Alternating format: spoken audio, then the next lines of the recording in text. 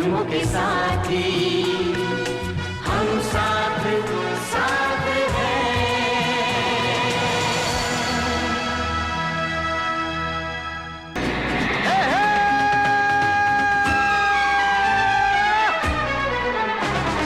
A B C D E F G H I J K L M N O P Q R S T U V W X Y Z. I love you. A B C D E F G H I J K L M N O P Q R S T U V W X Y Z. I love you. Kami tim Kolaj mengucapkan Selamat Hari Guru.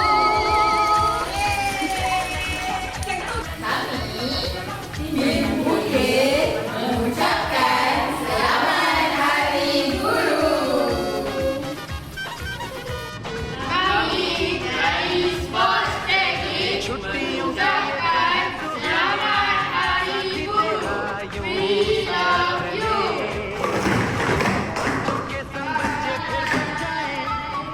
Kami tim Hibiscus ingin mengucapkan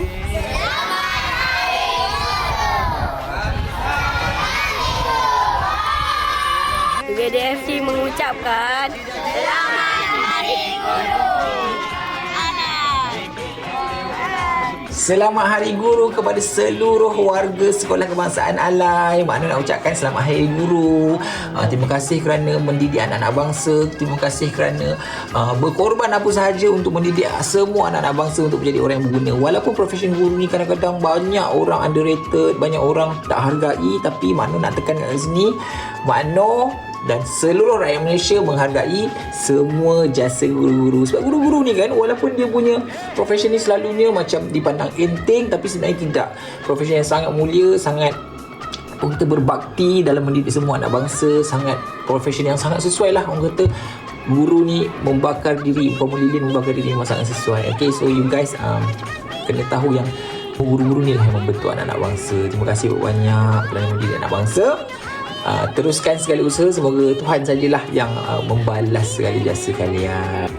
Kepada murid-murid, Uncle Mak Anus ni nak pesan, belajar baik-baik, solat jangan lupa, and then ingat kita ni bawa harapan ibu bapa, and then selalu hormat guru kerana guru ni telah mengajar kita. Guru dah buat macam-macam untuk kita berjaya. Guru-guru ni hanya boleh dorong dan ajar je, tapi kita sendirilah yang kena berusaha untuk berjaya. Okey, jangan lupa solat, jangan asyik nak main saja, jangan terpengaruh dengan budaya-budaya sosial media. Jadi orang yang berguna, jadi orang yang berilmu. Macam mana pun sekali you nak buat apa sekali pun tak apa, asalkan menimba ilmu. Okey, Assalamualaikum, bye bye, selamat Hari Guru. Kami warga guru SK Alai mengucapkan selamat